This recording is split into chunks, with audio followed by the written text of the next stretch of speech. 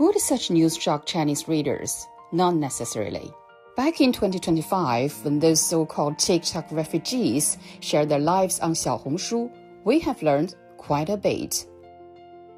The estimated student loan debt in the U.S. topped $1.83 trillion as of late 2025, turning into a crisis affected around 43 million Americans. In China, it's a different story. China's higher education system is dominated by public universities. The average annual tuition fees range from around 5,000 yuan to 10,000 yuan, remarkably lower compared with the United States. It even applies to top institutions such as Peking University and Tsinghua University. Behind this lies the continuous investment of the Chinese government in higher education. 80% of funding for higher education comes from central and local authorities. Chinese families are most willing to invest in education. Saving money is also deeply rooted in China's traditional culture. The majority of Chinese college students have their costs covered by their parents. In August, admission letters are sent out from universities across China. Enclosed with the admission letter is usually a booklet or a letter explaining financial support policies offered by the government and universities. The state-subsided student loan program is the fundamental one, which was introduced in China in late 1990s as a public policy to guarantee no student is denied higher education because of family financial difficulties. In 2025, about 20% of all college enrollments, or 8.52 million students, received the state-subsided student loans.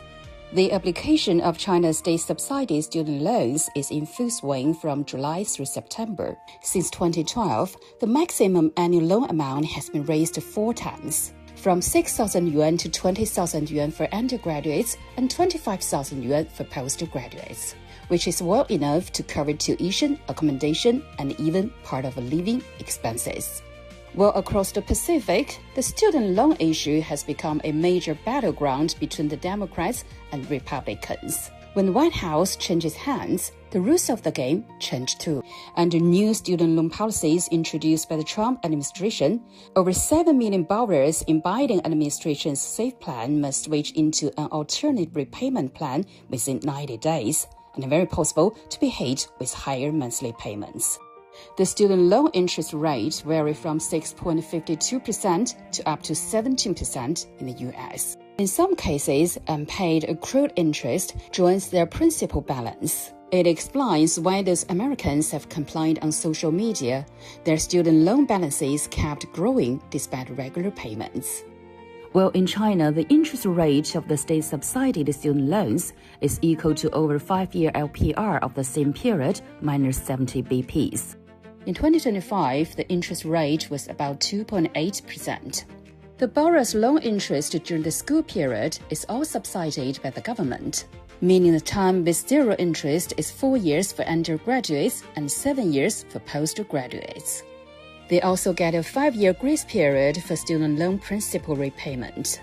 It won't surprise you when seeing college graduates paid off their student loans just a few years after graduation in China. Under the American student loan system, students are more like an asset. Their return on investment has been determined at the moment when they step onto campus. In China, the state-subsided student loan program always puts students at the center. It has played a vital role in advancing educational equity, breaking the intergenerational circle of poverty, and serving national strategy on talent cultivation in the past 2 decades. By the end of 2025, cumulative state-subsided student loans reached 695.8 billion yuan, benefiting more than 30 million students with family financial difficulties. In 2025 alone, the state-subsided student loans increased 34% year-on-year to 127.7 billion yuan, accounting for about 1/3 of total student aid funding in China. No student is denied education because of family financial difficulties. This is far beyond just a slogan, but the reality in China visible to all.